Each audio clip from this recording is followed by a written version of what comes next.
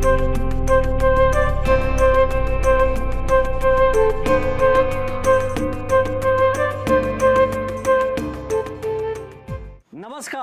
The trio दरस में आपका स्वागत है।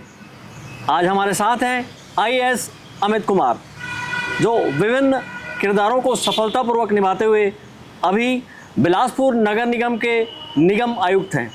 आइए उनसे जानते हैं यूपीएससी के बाद आज तक का उनका सफ़र कैसे रहा।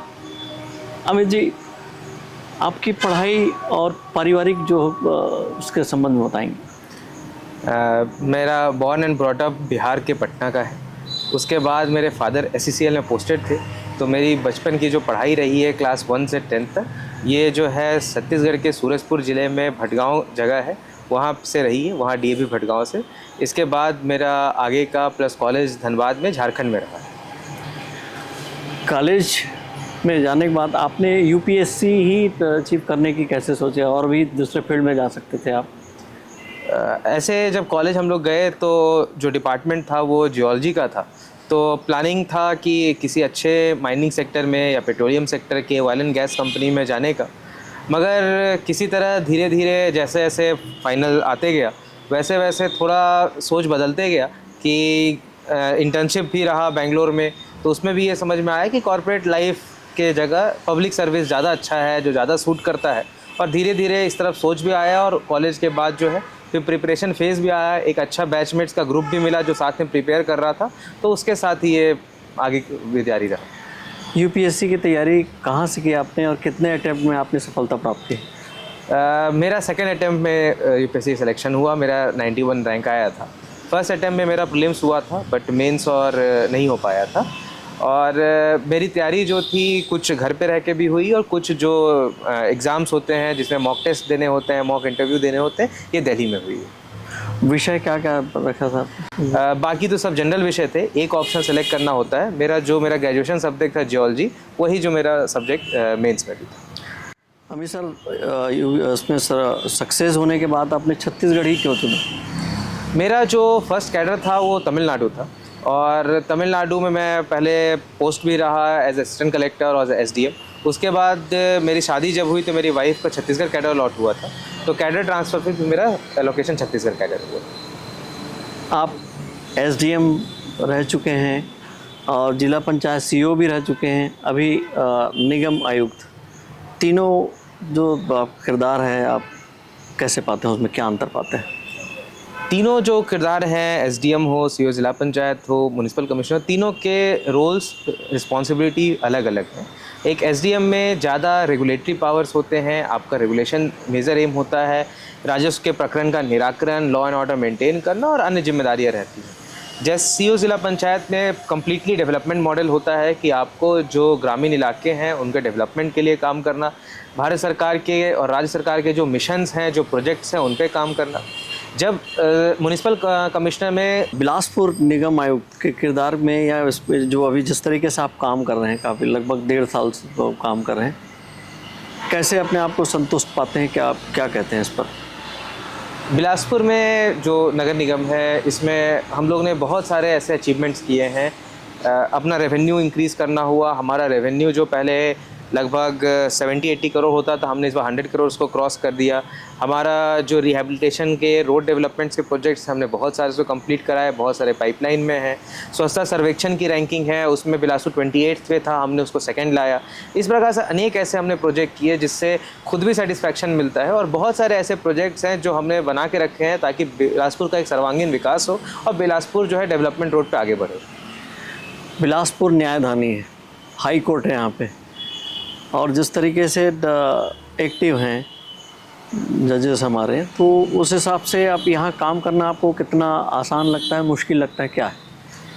क्योंकि न्यायधानी है तो बिलासपुर में ही हाई कोर्ट है, तो समय समय पे हाई कोर्ट की निगरानी हमारे पे रहती है, और पीआईएल्स के माध्यम से और अन्य तरीके से डायरेक्ट इन्वॉल्वमेंट भी रहता है, और बहुत ही अच्छा एक्सपीरियंस भी रहता है जिसमें हमें बहुत हेल्प भी मिलता है। बहुत सारे ऐसे इशूज़ होते हैं जो हाई कोर्ट के माध्यम से सॉल्व भी हो पाते हैं, और एक लर्निंग अपॉर्चुनिटी बहुत अच्छा रहता है क्योंकि कोर्ट इतना क्लोजली मॉनिटर कर रहा है, तो रूल्स एंड रेगुलेशंस के भी ज़्यादा आपको समझ होनी चाहिए, क्योंकि उसके बिना काम करना और टफ हो जाएगा। तो एक अच्छा लर्निंग एक्सपीरियंस भी है और एक अच्छा मौका भी है कि आदमी क्लोजली रूल्स रेगुलेशंस को फॉलो करते हुए काम करे। छत्तीसगढ़ में अर्बन डेवलपमेंट या अर्बन जो शहरी क्षेत्र है उसके विकास की कितनी संभावनाएं देखते हैं और रफ्तार कैसी है फिलहाल?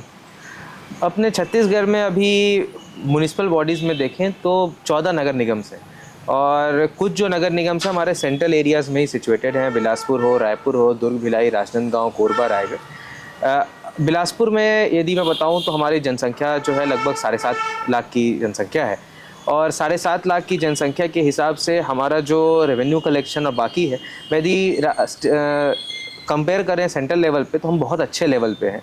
और जो डीपीआर बना के और जिस तरह से सोच करके अभी गवर्नमेंट जो है सैंक्शंस कर रही है, प्लानिंग कर रही है, तो और जिस तरह से केंद्र की योजनाएं भी रही हैं अलग अलग प्रकार की, जल के लिए अमृत का योजना, यदि स्वच्छता के लिए एसबीएम का योजना, आवास के लिए पीएम आवास, अभी पीएम आवास में एएचपी और बीएलसी, तो एक कंप्लीट पैकेज है अर्बन में, जिस पर बहुत अच्छा मौका है कि एक डीपीआर के तरीके से, एक योजनाबद्ध तरीके से इसका विकास हो पाए। शहरी क्षेत्र में विष्णुदेव साय सरकार की जो नगरोत्थान सीएम योजना है, कितना इस योजना से सहायता पा सकते हैं, क्या लगे? सीएम नगरोत्थान योजना में जो टारगेट है वो है, जिस प्रकार से शहर का विकास हो रहा है उस प्रकार जो नए चैलेंज आने वाले हैं स्पेशली ट्रैफिक में और अर्बन डेवलपमेंट में, उसको देखते हुए क्या नए इंफ्रास्ट्रक्चर डेवलप किए जाए। तो उसमें बिलासपुर को लगभग 60 करोड़ रुपए प्राप्त हुआ, और उसमें हम लोगों ने नए रोड्स और नए ऐसे डेवलपमेंट वर्क जिससे शहर के आउटर एरियाज़ को शहर के इनर एरिया से कनेक्ट हो पाएँ, वैसे प्रोजेक्ट्स लिए हैं। तो ये बहुत अच्छी योजना है जिससे हम प्लानिंग कर सकते हैं किस प्रकार से एक यूनिफॉर्म विकास ला पाएँ पूरे शहर में। बिलासपुर जैसे नगर निगम क्षेत्र में जहाँ पे न्यायदानी है और काफ़ी बारीक नज़र है, मीडिया की हो चाहे अदर प्रोसेस हो, आप अतिक्रमण बड़ी सफलता से चलाएं, कैसे संभव हो पाया ये? अतिक्रमण हटाने में जो मेन अतिक्रमण हटाना नहीं, मेन था जो प्रोजेक्ट्स को कंप्लीट करना, और हम लोगों ने बहुत सारे रोड डेवलपमेंट के और जंक्शन इम्प्रूवमेंट के प्रोजेक्ट लिए। इन प्रोजेक्ट्स के अंतर्गत जो अतिक्रमण थे तो उसमें वही है, क्योंकि हमारे पास हाई कोर्ट है तो बहुत सख्त निगरानी भी रहती है, प्लस उसमें हमें अपने बाकी जो रेवेन्यू डिपार्टमेंट, पुलिस डिपार्टमेंट, बहुत अच्छा सहयोग भी प्राप्त हुआ। प्लस यदि रूल्स को फॉलो करते हुए किया जाए तो बहुत आराम से ये कार्य को किया जा सकता है। इसी कारण हमने लगभग 1500 प्लस जो है अतिक्रमण हटाए हैं, और कुछ मेजर प्रोजेक्ट्स भी एग्जीक्यूट किए, भले ही वो इमलीपारा रोड जंक्शन हो, मिनोचा रोड हो, आज़ाद चौक हो, अपोलो रोड पर भी कार्रवाई चल रही है। इसके अलावा एक मेजर स्लम शिफ्टिंग जो था, जो कि अशोक नगर में शिफ्ट किया गया, तो ये सब बड़े कार्रवाई फिर हम लोग कर पाए। छत्तीसगढ़ में अभी गर्मी के दिनों में देखें पानी का स्तर काफ़ी नीचे चला गया, शहरी क्षेत्र में तो और भी पानी की तकलीफ है। वो बिलासपुर शहर को निजात दिलाने के लिए उस पर क्या कर रहे हैं? बिलासपुर में अमृत मिशन के अंतर्गत खूटा घाट डैम है, जहाँ से 25 किलोमीटर के पाइपलाइन से हमारा बिरकोना WTP से पानी आता है, और वहाँ पे हमारा कैपेसिटी 72 MLD का है, जहाँ से पूरे सिटी में डिस्ट्रीब्यूट होता है। मगर जो ग्रामीण क्षेत्र बिलासपुर नगर निगम में जुड़े थे वो अभी भी अमृत से कनेक्टेड नहीं है, वहाँ पे बोरवेल के माध्यम से पानी का सप्लाई होता है। मगर इस गर्मी में हमने स्पेशली देखा कि बहुत सारे बोरवेल्स ड्राई हो गए और बहुत जगह पानी की समस्याएं भी आई। इसी कारण हम लोग का जो पहला मोटिव है कि अमृत के जो पानी है जो कोर शहर में है उसको आउटर एरियाज़ में ले जाया जाए। इसी के अंतर्गत हमारा एक 15 फाइनेंस में इसका डीपीआर स्वीकृत भी हुआ है और सैंक्शन भी आ गया है। तो हमारा एम होगा कि पूरे एरियाज़ में अमृत की कनेक्टिविटी हो, ताकि सरफेस वाटर कनेक्टिविटी हम बिलासपुर को फैला पाएँ। मगर खूटा घाट में खुद में जो पानी की कैपेसिटी है वो हर समर कम होते जा रही है। तो हम गवर्नमेंट का भी मेजर इनिशिएटिव है किस प्रकार से खूटा घाट का जल आवर्धन किया जाए, जिसमें अभी आयरन खारंग लिंक परियोजना पर भी वर्क किया जा रहा है। स्वच्छता के मामले में बिलासपुर को उल्लेखनीय सफलता दिलाई, आपने दूसरे स्थान पर ले आए हैं। इस पर आप मुझे ये बताइए कि इंदौर आज भी नंबर 1 क्यों है? क्या लगता है उससे क्या सीखा जाना चाहिए और उसमें क्या विशेषता है कि अपने यहाँ वो स्तर नहीं आ पा रही? यदि स्वच्छता में जाएं तो इंदौर, सूरत इस तरह के शहर हैं जिनका हम बहुत सालों से नाम सुन रहे हैं। इंदौर यदि जाएं तो 2015 में 100 प्लस उसका रैंक था, 2016 में वो 27-28 कुछ रैंक था, उसके बाद से वो फर्स्ट किया, तो लगातार 7-8 साल से वो फर्स्ट किए जा रहा है। इंदौर में जो हम लोग गए भी थे, इंदौर विजिट भी हम अर्बन डिपार्टमेंट से गए थे, जिसमें हम लोगों ने ये पाया कि वहाँ पर जो डेवलपमेंट हुआ है, ड्रेन टू ड्रेन पूरा डेवलपमेंट हुआ है। यदि वहाँ पे डस्ट फ्री जोन बनाया गया है, प्लस एक ऑर्गेनाइज डेवलपमेंट है जिससे स्कोप नहीं है बहुत ज़्यादा कहीं कचरा इधर उधर फेंकने का। इसके अलावा उनका एनजीओ मॉडल जो है कि जिसमें 600 उन्होंने अतिरिक्त वर्कफोर्स रखा है जो लोगों को मोटिवेट करता है कचरा नहीं डालने के लिए और कचरा इधर उधर नहीं फेंकने के लिए। इसके साथ साथ सबसे इम्पॉर्टेंट जो इंदौर ने किया है वो है स्ट्रिक्ट मॉनिटरिंग, जहाँ पूरे शहरवासी एक ओनरशिप लेते हैं कि हम एक स्वच्छ शहर है, और वो ओनरशिप लाने में नगर निगम ने बहुत मेहनत की है, भले वो फ़ाइन के तरीके से हो, स्पॉट फाइन्स हो या किसी तरह से प्रोत्साहन करना हो। तो हम लोग भी उसी तरह से आगे बढ़ रहे हैं बिलासपुर में भी, कि हम दोनों तरह से ट्राई कर रहे हैं कि जहाँ पे स्ट्रिक्ट होना है वहाँ पे स्ट्रिक्ट हो, और जहाँ लोगों को प्रोत्साहित करना है वहाँ पे प्रोत्साहित करें, ताकि हम भी इंदौर मॉडल पे आगे बढ़ पाएँ। सर, अब अभी तक आपने एसडीएम, जिला पंचायत सीईओ, नगर निगम आयुक्त बिलासपुर, जिला पंचायत सीईओ और नगर निगम बिलासपुर दोनों कार्यकाल में ऐसा कौन सा कार्य जो आपको संतुष्टिदायक लगा हो? बहुत सारे ऐसे काम हैं दोनों कार्यकाल में जो कि बहुत मतलब खुद को संतुष्टि देते हैं। राजनांदगांव में भी हम लोग थे, हमने बहुत सारे गांव में पंचायत कैफ़े स्टार्ट किया था, एनआरएलएम पे बहुत ज़्यादा वर्क किया था, हमने कुछ अम्यूज़मेंट पार्क स्टार्ट किए थे, लाइब्रेरी का विकास किया था, और बहुत सारे ऐसे प्रोजेक्ट थे जो वहाँ पे हम लोगों ने किए थे।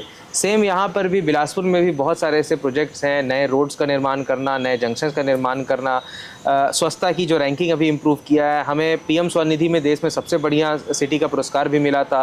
पीएम स्वनिधि में वर्क करना, रेवेन्यू इम्प्रूव करने में वर्क करना, तो दोनों कार्य में बहुत सारे ऐसे वर्क्स हैं जिसमें खुद को खुशी मिलती है कि हम लोग बहुत अच्छा इम्प्रूव कर पाए और बहुत अच्छा अचीवमेंट भी कर पाए। छत्तीसगढ़ के प्रशासनिक सेवाओं में अपने सभी किरदार को बहुत ही सफलतम तरीके से निभाने वाले आईएएस अमित कुमार का हमारे युवा दर्शक जो खासकर यूपीएससी अचीव करना चाहते हैं, क्या संदेश? जो बच्चे अभी यूपीएससी की तैयारी कर रहे हैं या करना चाहते हैं, मेरा आपको यही संदेश रहेगा कि जो काम आप अभी कर रहे हैं, भले ही वो यूपीएससी तैयारी नहीं हो, आप कॉलेज में हैं या स्कूल में हैं तो अपने एग्ज़ाम से फोकस करिए, जो प्रेजेंट है प्रेजेंट में रहिए और अच्छा मेहनत करिए और टारगेटेड मेहनत करिए। पहले किसी भी यदि आपको टारगेट रखना है, यूपीएससी टारगेट है, तो पहले यूपीएससी को आपको समझना पड़ेगा कि क्या उसके रिक्वायरमेंट्स है। उसके रिक्वायरमेंट बहुत वेरिड नहीं है, बहुत ही फिक्स रिक्वायरमेंट है, बहुत ही फिक्स सेट ऑफ पेपर्स हैं, बहुत ही फिक्स सेट ऑफ मैगजीन्स हैं, बुक्स हैं जो आपको पढ़ने हैं। तो टारगेट और प्लानिंग में बहुत ज़्यादा फोकस करिएगा। एक बार आप अच्छा प्लानिंग कर लिए तो यदि आप अच्छे से उसको एग्जीक्यूट कर लेंगे तो आप ज़रूर सक्सेसफुल होंगे। आप अपने जीवन में कैसे सफलता पाएँ, टारगेटेड कैसे मेहनत करें और इसके अलावा अपने सभी किरदार में कैसे सफलतम उसको पूर्ण रूप से करें, ये इन्होंने बताया हमारे आईएएस अमित कुमार जी ने। अब फिर कभी एपिसोड में किसी और शख्सियत के साथ। नमस्कार।